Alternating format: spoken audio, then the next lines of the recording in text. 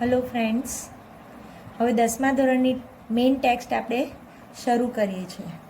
આ 10મા ધોરણની main ટેક્સ્ટનો first lesson જે છે એ ફર્સ્ટ લેસન એનું નામ છે against the odds. Against the ઓડ્સનો મતલબ જ થાય છે કે આપણે કોઈ અજુગતી પરિસ્થિતિમાં હોઈએ તો કઈ રીતે બહાર આવી શકાય એના જુદા જુદા રસ્તા બતાવ્યા છે. અહીંયા ઘડી ઓડ પરિસ્થિતિમાં એટલે કે વિચિત્ર પરિસ્થિતિની અંદર, જેમ આપણે આ બધા જ અત્યારે લોકડાઉનની પરિસ્થિતિમાં છીએ, બરાબર, જે આપણી સામાન્ય પરિસ્થિતિ કરતાં જુદી છે છતાં પણ આપણે એને ફેસ કરી રહ્યા છે, એવી અહીંયા આ પાઠની અંદર 3 પરિસ્થિતિ બતાવવામાં આવી છે. પહેલી પરિસ્થિતિનું નામ છે ટ્રેક્સ ટુ તાજનગર, બીજી પરિસ્થિતિ છે સીતાપુર લાઇટ અને ત્રીજી પરિસ્થિતિનું નામ છે પલક્કડ્સ પબ્લિક લાઇબ્રેરી. આ 3 પરિસ્થિતિ વિશે આપણે ભણવાનું છે. એમાંથી આજે આપણે ટ્રેક્સ ટુ તાજનગર વિશે જોઈશું.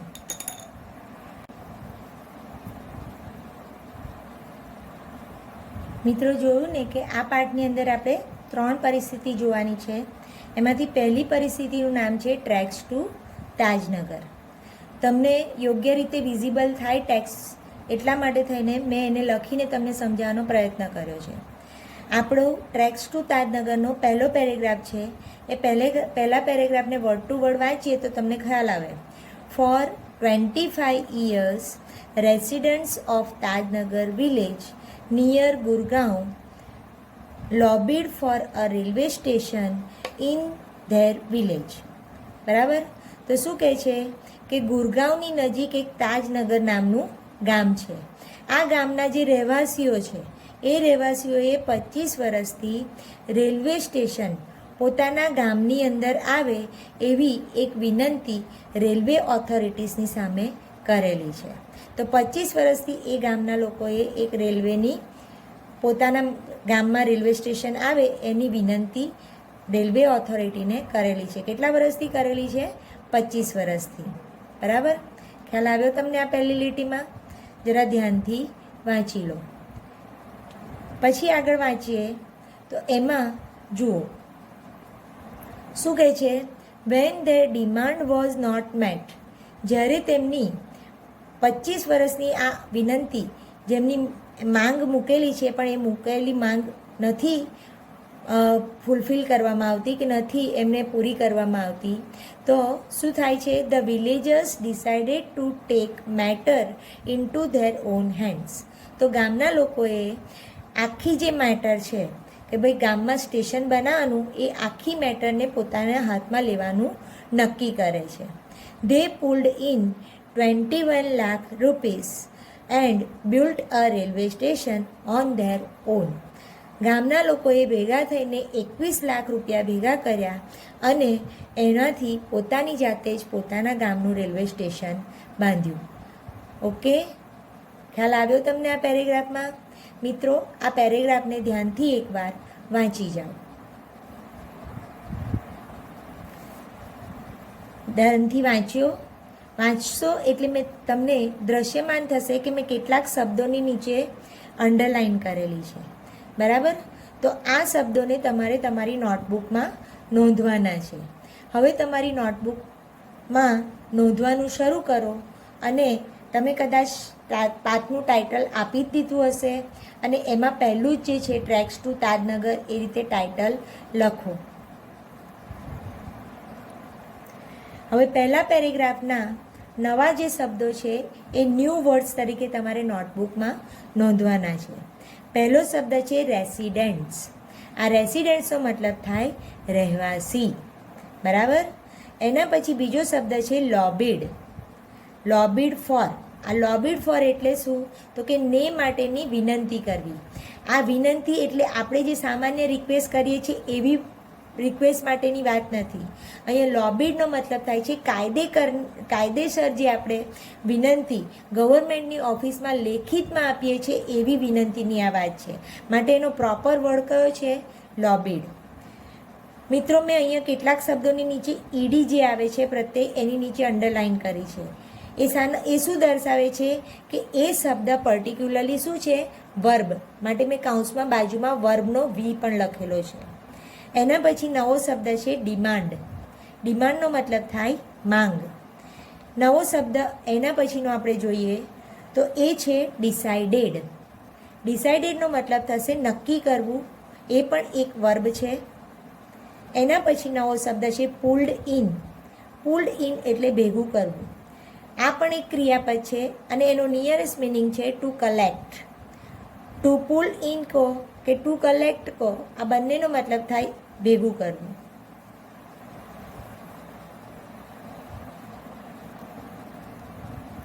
હવે એક ફ્રેઝ આપેલું છે. આપણે જે પેરેગ્રાફ ભણી ગયા એ પેરેગ્રાફમાં એક ફ્રેઝ આવે છે to take matters into one's own hand. અહીંયા મેં વન્સ લખ્યું છે. આ વન્સ કેમ લખ્યું છે? પેલામાં ઇન ધેર ઓન હેન્ડ્સ એવું આવે છે, પરંતુ અહીંયા મેં વન્સ લખ્યું, મતલબ કે આ વાક્યનો પ્રયોગ તમે તમારા બીજા અન્ય કોઈ વાક્યની અંદર પણ કરવો હોય તો કરી શકો.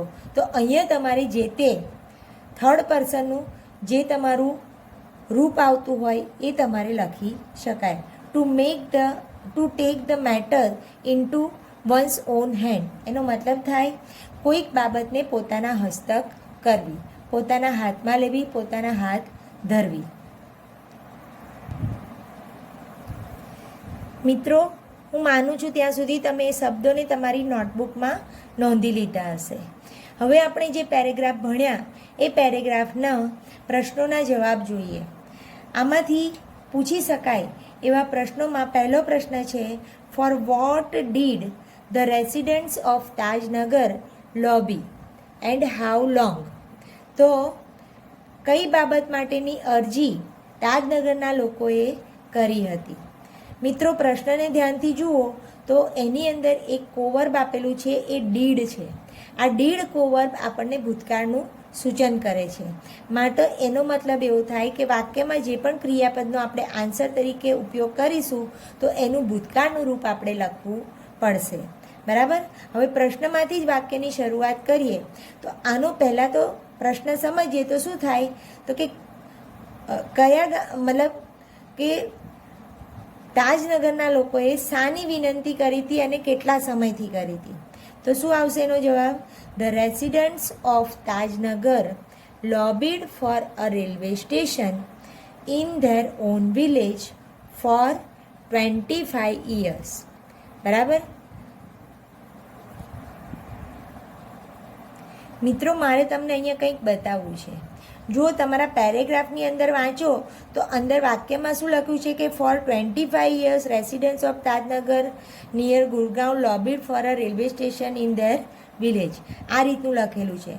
પણ આપણો પ્રશ્ન શું છે કે કઈ રીતની ઈચ્છા એ લોકોએ ધરાવી હતી અને કઈ રીતની વિનંતી કરી હતી ને કેટલા સમય માટે. મતલબ આપણો પ્રશ્ન જે છે એ પ્રમાણેનો યોગ્ય જવાબ અહીંથી બેઠી લીટી અંદર ઉતારવા જેવો નથી. જેવો પ્રશ્ન પૂછ્યો છે એ જ પ્રકારે આપણે એનો જવાબ આપવાની કોશિશ કરવાની છે. Is it clear? તો ખ્યાલ આવશે ને? તમે બેઠી તો આની આ વાક્યને અહીંયા નહીં લખી કાઢો ને, બરાબર? તો અહીંયા એનું ધ્યાન ખાસ આપજો. એટલે બેઠું વાક્ય નથી લખવાનું, પરંતુ પ્રશ્ન પ્રમાણેનો જવાબ તમારે લખવાનો રહેશે. ક્લિયર? ચાલો હવે નેક્સ્ટ ક્વેશ્ચન જોઈએ. Vote did the villagers decide? ગામના લોકોએ શું નક્કી કર્યું અને વાય? શા માટે નક્કી કર્યું? તો શું જવાબ હતો કે ભાઈ ગામના લોકોએ શું નક્કી કર્યું હતું કે આપણે બધી જ મેટરને આપણી હાથમાં લઈશું. The villagers decided to take matters into their own hands. બરાબર? તો ધ વિલેજર્સ ગામના લોકોએ પ્રશ્નમાંથી જ શરૂઆત કરવાની. ડીડ અને ડિસાઇડ છે માટે ડિસાઇડેડ લખ્યું આપણે. The villagers decided to take matters into their own hands. પણ કયા કારણથી? Because their demand for railway station was not met. કારણ કે એમની રેલવે સ્ટેશન માટેની જે ડિમાન્ડ હતી એ હજી સુધી ફૂલફિલ કરવામાં આવી ન હતી. ક્લિયર? હવે જોઈએ ત્રીજો પ્રશ્ન. How much money did they collect? બરાબર? તો એ લોકોએ કેટલા રૂપિયા ભેગા કર્યા હતા? હવે તમને ને મને બધાને જ ખબર છે કે એ લોકોએ 21 લાખ રૂપિયા ભેગા કર્યા હતા. માટે શું આવશે જવાબમાં? પ્રશ્નમાંથી જ જવાબની શરૂઆત કરવાની. ધે, હવે અહીંયા કલેક્ટ આપેલું છે ને અહીંયા ડીડ આપેલું છે, તો ડીડ અને કલેક્ટ હોય તો શું થઈ જશે? Collected. They collected 21 lakh rupees. Clear? Okay. તો અહીંયા પહેલા પેરેગ્રાફના આપણા પ્રશ્નોના જવાબ પણ પૂરા થાય છે. તો આ સાથે આપણે પહેલો પેરેગ્રાફ જોયો, એના શબ્દાર્થ જોયા અને એનામાંથી જેટલા પણ પ્રશ્ન પૂછવાની શક્યતા છે એટલા પ્રશ્નો પણ જોયા. ઓકે ફ્રેન્ડ્સ, આપણે હવે paragraph number 2 treks to Tajnagar એનો જોવાનો છે. પેરેગ્રાફને પણ ધ્યાનથી સમજીએ. Most of the 3000 people living in the village are farmer. મતલબ કે આ ગામની અંદર રહેનારા મોટા ભાગના જે લોકો હતા એ બધા કોણ હતા? ફાર્મર્સ હતા. અને ગામની વસ્તી આશરે કેટલી હતી? 3000, એટલે કે 3000 જેટલી વસ્તી હતી. આ 3000 જેટલી વસ્તીની અંદર જે મોટા ભાગના લોકો હતા એ કોણ હતા? ફાર્મર્સ હતા. બટ સચ વોઝ ધ બર્નિંગ ડિઝાયર. પરંતુ આ લોકોની જે સ્ટેશન લાવવાની ઈચ્છા હતી એ ઈચ્છા એટલી બધી પ્રબળ હતી. બર્નિંગ ડિઝાયરનો મતલબ શું થશે? પ્રબળ ઈચ્છા હતી. To have a railway station in the village. Everybody contributed according to their capacity. બરાબર? તો બધાની એટલી બધી પ્રબળ ઈચ્છા હતી કે દરેક જણે પોતાની કેપેસિટી પ્રમાણે, પોતાની ક્ષમતા પ્રમાણેનું યોગદાન આપ્યું હતું. Ranging from 3000 rupees to 75,000 rupees. આ દાનની અંદર એ લોકોએ 3000થી માંડીને 75,000 રૂપિયા સુધીનું દાન મેળવેલું હતું. મતલબ કે ગામની અંદર બધા જ ખેડૂતો હતા. હવે ખેડૂત માટે એવું કંઈ જરૂરી નથી કે દરેક ખેડૂત આ બધા પૈસાને ઓફર્ડ કરી શકે, પરંતુ જે ખેડૂત 3000 રૂપિયા જેટલા આપી શકે એટલી કેપેસિટીવાળા હતા એણે 3000 રૂપિયા આપ્યા, અને જે ખેડૂત 75,000 રૂપિયા જેટલી આપવાની કેપેસિટી ધરાવતા હતા એમણે 75,000 રૂપિયા આપ્યા. આમ કરીને ગામમાંથી દરેક જણે પોતાની ક્ષમતા પ્રમાણેનું કન્ટ્રીબ્યુશન કર્યું, એટલે કે પોતાની ક્ષમતા પ્રમાણે પોતે યોગદાન આપ્યું. ખ્યાલ આવ્યો તમને આ બે વાક્યોની અંદર? ઓકે. પછી આગળનું વાક્ય શું કહે છે તે જુઓ. આગળનું વાક્ય તમે ધ્યાનથી ઓબ્ઝર્વ કરો તો ડબલ ઇન્વર્ટેડ કોમામાં મુકાયેલું છે. મતલબ કે આ વાક્ય કોઈકના દ્વારા બોલાવાયેલું છે. બરાબર?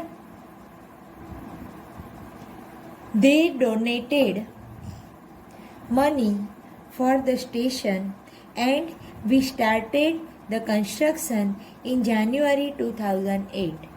તેઓએ અમને પૈસા આપ્યા અને જાન્યુઆરી 2008ની અંદર અમે બાંધકામ શરૂ કર્યું. સેડ રણજીતસિંહ, અ ફોર્મર વિલેજ સરપંચ. તો રણજીતસિંહ નામની વ્યક્તિ એ ગામના પહેલાંના, એટલે કે વીતી ગયેલા સમયમાં તેઓ સરપંચ હતા એવા ગામના એ સરપંચે, આગળના પહેલાંના સરપંચે આ રીતની વાત કહી. શું વાત કહી? તો કે એ લોકો એટલે કયા લોકો? તો કે ગામના લોકોએ અમને પૈસા આપ્યા અને અમે જાન્યુઆરી 2008ની અંદર આનું, એટલે કે સ્ટેશનનું બાંધકામ શરૂ કર્યું. Is it clear? પહેલો પેરેગ્રાફ ખ્યાલ આવ્યો બધાને? બીજો પેરેગ્રાફ ખ્યાલ આવ્યો બધાને? હવે એને ધ્યાનથી ઓબ્ઝર્વ કરજો.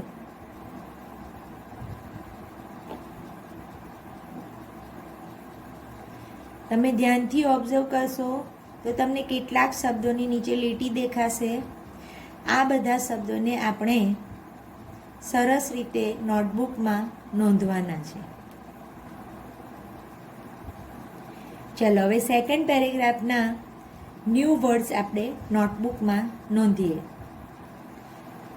સેકન્ડ પેરેગ્રાફનો બીજો શબ્દ, મતલબ સેકન્ડ પેરેગ્રાફનો પહેલો શબ્દ છે બર્નિંગ ડિઝાયર.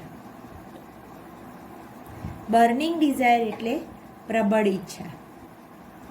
એના પછીનો નવો શબ્દ છે કન્ટ્રીબ્યુટેડ. એનો મતલબ થાય પ્રદાન કરવું, યોગદાન આપવું. નવો શબ્દ એના પછીનો છે કેપેસિટી. કેપેસિટી એટલે ક્ષમતા, યથાગત અથવા યથાયોગ્ય. Next word donated. ડોનેટેડ કરવું એટલે દાન કર્યું, એ પણ એક ક્રિયાપદ છે. કન્ટ્રીબ્યુટેડ પણ એક ક્રિયાપદ છે.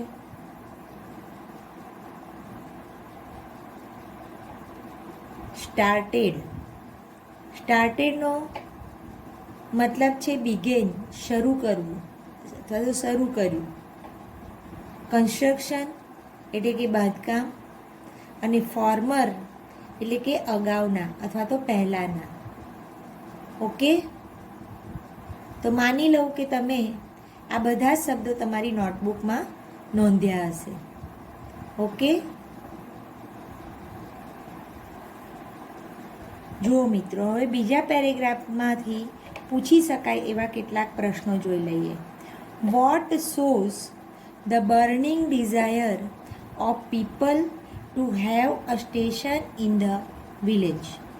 કઈ બાબત એવું દર્શાવે છે કે ગામના લોકોને ગામની અંદર સ્ટેશન આવે એની પ્રબળ ઈચ્છા હતી.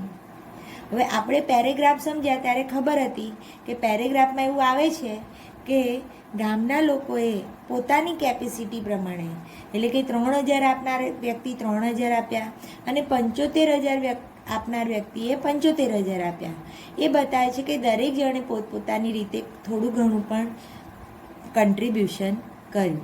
બરાબર. હવે એને આપણે આન્સરના રૂપમાં લખવું હોય તો કઈ રીતે લખાશે તે જરા ધ્યાનથી જોઈએ. ધો most of the people living in the village R farmers. ગામની અંદર રહેનારા બધા જ લોકો કોણ હતા? ખેડૂત હતા. છતાં પણ, ધો એટલે શું? છતાં પણ, everybody contributed according to their capacity. દરેક જણે પોતાની કેપેસિટી પ્રમાણે, પોતાની ક્ષમતા પ્રમાણે પ્રદાન કર્યું. ફ્રોમ, કેટલું પ્રદાન કર્યું? From 3000 two 75,000 rupees.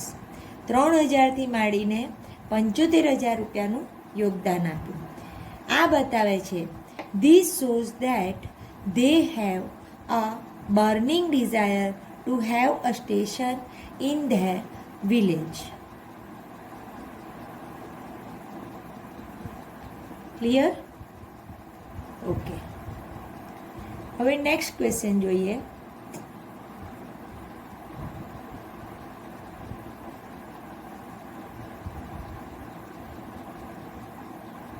What was the burning desire of the people? લોકોની પ્રબળ ઈચ્છા શું હતી? પ્રશ્નમાંથી જ જવાબની શરૂઆત કરીએ તો શું લખાશે? The burning desire of the people was to have a railway station in their village. પોતાના ગામમાં સ્ટેશન આવે એવી એ લોકોની ઈચ્છા હતી. બરાબર. એના પછીનો નેક્સ્ટ ક્વેશ્ચન છે when did the construction of the station begin?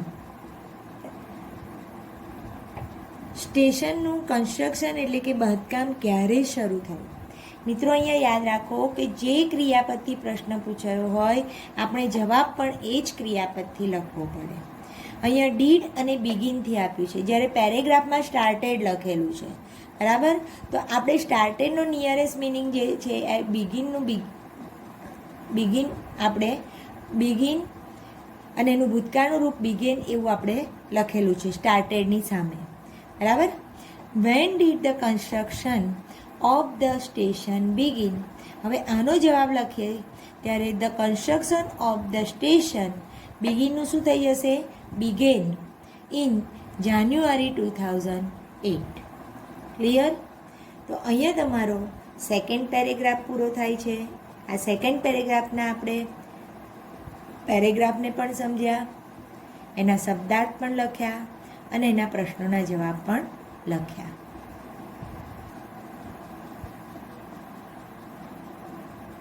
Okay friends, let's start the third paragraph. શાનું third paragraph? Tracks to Tajnagar.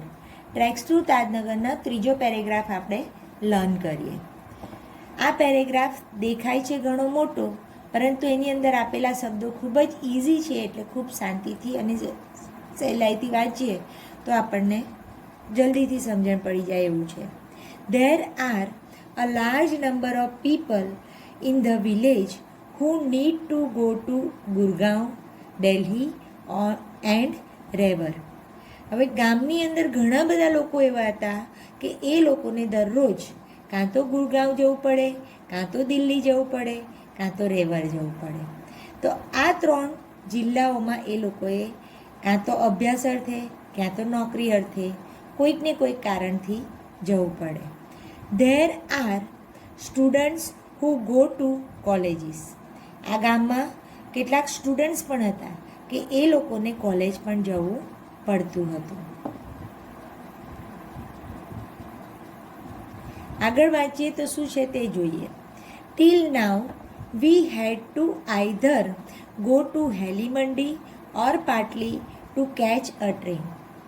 હવે ગામના અંદર પોતાનું રેલવે સ્ટેશન તો હતું નહીં, એટલે એ લોકોએ, એટલે કે ગામમાં જે નોકરી કરતા હતા, જે કોલેજમાં ભણવા જતા હતા, એવા બધા વિદ્યાર્થીઓ અને નોકરિયાત વ્યક્તિઓએ નોકરીએ જવા માટે અથવા તો કોલેજ જવા માટે કાં તો હેલી મંડી જવું પડે, કાં તો પાટલી જવું પડે. આ 2 જગ્યા એવી હતી કે જ્યાં આગળ રેલવે સ્ટેશન્સ હતા. Both the stations are 6 kilometre away from the Tajnagar. તાજનગરથી આ બંને રેલવે સ્ટેશન ઘણા દૂર હતા, 6 કિલોમીટરનું અંતર હતું.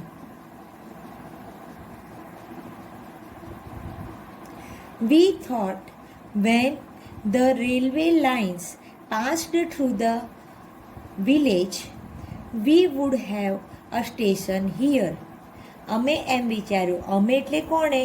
તો કે ગામના લોકોએ, બરાબર. તાજનગર ગામના જે રહેવાસીઓ હતા, તાજનગર ગામના જે લોકો હતા, એ લોકોએ એવું વિચાર્યું કે જો આપણા ગામની અંદરથી રેલવેની લાઈન જતી હોય તો આપણા જ ગામની અંદર જો રેલવેનું સ્ટેશન આવે એ એક આવકારદાયક છે. But that didn't happen. પણ એવું તો કંઈ બન્યું જ નહીં. સો વી રેઝેડ ધ ડિમાન્ડ ઇન 1982. માટે એ લોકોએ કઈ સાલમાં પોતાની આ અરજી મૂકી હતી? તો કે 1982માં, 1982ના સમયે, 1982ની સાલમાં એ લોકોએ પોતાની ડિમાન્ડ મૂકી. And have been continuously asking for it. અને એ લોકો ત્યારથી, એટલે કે 1982થી સતત આ સ્ટેશન પોતાના ગામમાં આવે એની ડિમાન્ડ કરી રહ્યા છે, બરાબર. But the railways told us that they did not have funds. પરંતુ રેલવે ઓથોરિટીએ એ લોકોને શું જવાબ આપ્યો કે એ લોકો પાસે પૂરતા પ્રમાણમાં ફંડ છે નહીં. So finally we decided to craft our own destiny. માટે અંતે અમે નક્કી કર્યું કે અમારું ભાગ્ય અમે જાતે જ ઘડતર કરીશું.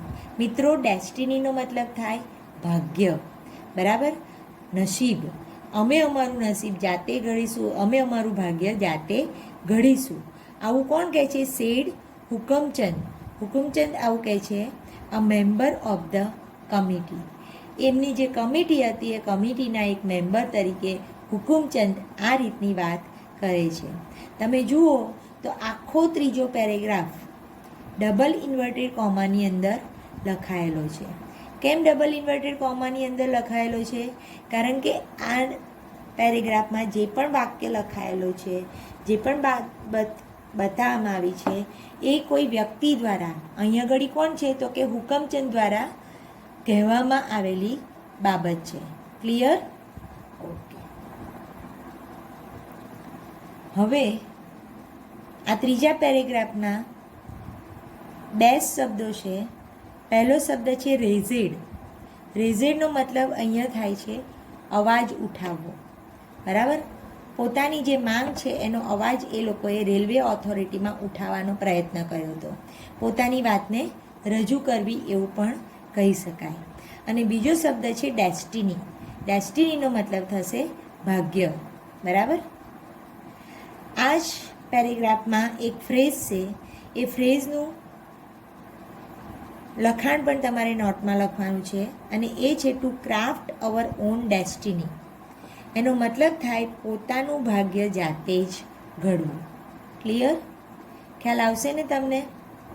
ઓકે. હવે ત્રીજા પેરેગ્રાફમાંથી પૂછી શકાય એવો પ્રશ્ન, why did the villagers think that they should have a station in their village? ગામના લોકોએ એવું કેમ વિચાર્યું કે એમના ગામની અંદર સ્ટેશન હોવું જોઈએ? શું કારણ હતું? તો આપણને ખબર જ છે કે એમના ગામમાંથી રેલવેની લાઈન જતી હતી પણ સ્ટેશન હતું નહીં, બરાબર. તો આપણે પ્રશ્નમાંથી શરૂઆત કરીએ. ધ વિલેજર્સ, હવે ડીડ અને થિંક છે તો શું લખશો? થોટ, બરાબર.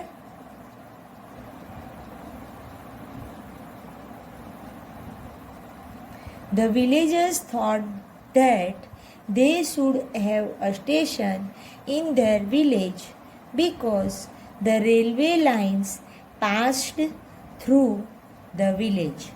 એમના ગામમાંથી જ રેલવેની લાઈન જતી હતી, માટે ગામના લોકોએ એવું વિચાર્યું કે આપણા ગામમાં જ રેલવે સ્ટેશન હોવું જોઈએ.